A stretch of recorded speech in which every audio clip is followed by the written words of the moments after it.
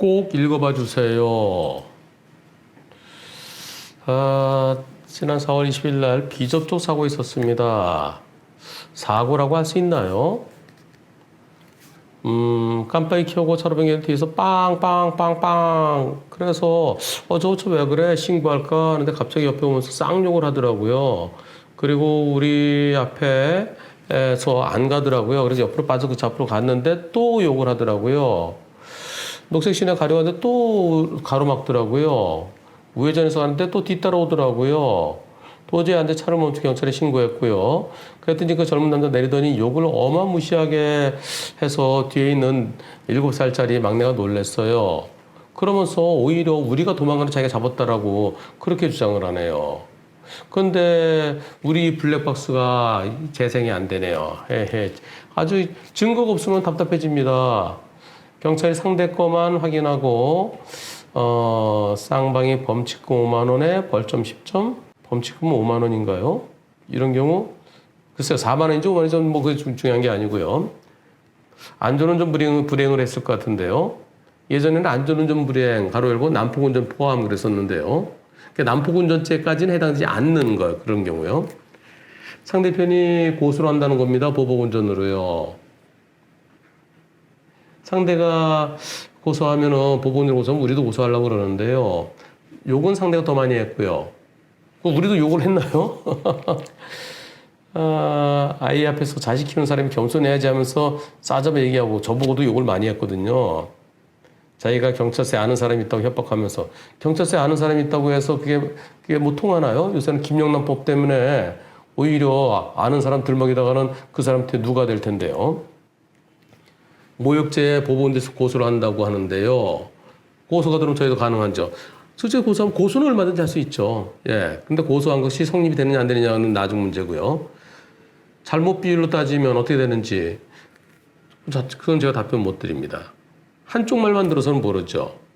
그리고 상대편은 우리가 깜빡이 켜고 들어갔는데 근데 그것이 갑작스럽게 들어온 걸 상대는 사고 당할 뻔했다고 볼 수 있는 거죠. 우리는 여유 있게 들어갔다 생각하지만 깜빡이 켰다고 해서 다 되는 건 아니고요. 깜빡이를 미리 켜고 여유 있을 때 들어가야 되는데 가다가 쑥 들어오면 뒤처럼 깜짝 놀라죠. 그래서 누가 더 잘못하고 어느 쪽이 더 많이 잘못했는지 제가 그건 판단 못 해드립니다.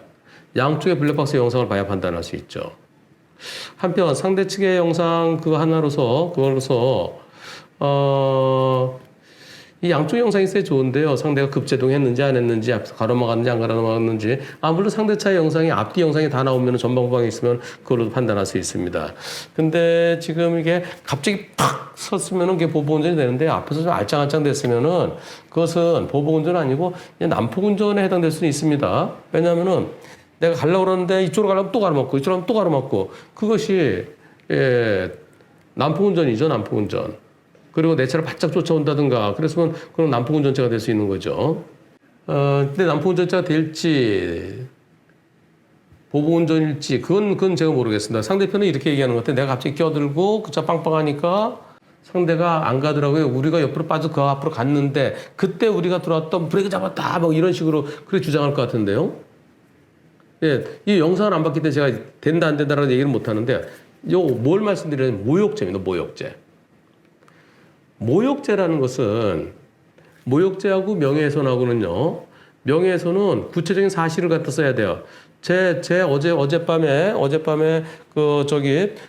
이 길에 가다가 사람들 안 볼 때 거기서 노상방뇨했다 뭐 이런 식으로 그것은 구체적인 사실이죠. 근데 난 노상방뇨한 적이 없는데 노상방뇨했다 그러면 허위의 사실에 의한 명예훼손이고요. 진짜를 얘기했으면 사실에 적시한 명예훼손입니다. 명예훼손은 반의사 불벌죄예요. 형사 고소했다가 나 그 사람 처벌을 원치 않았습니다라고 합의되면 처벌 안 하죠. 공소권 없음이죠. 그야말로 모욕죄라는 것은 상대편한테 기분 나쁜 언사를 막 하는 겁니다.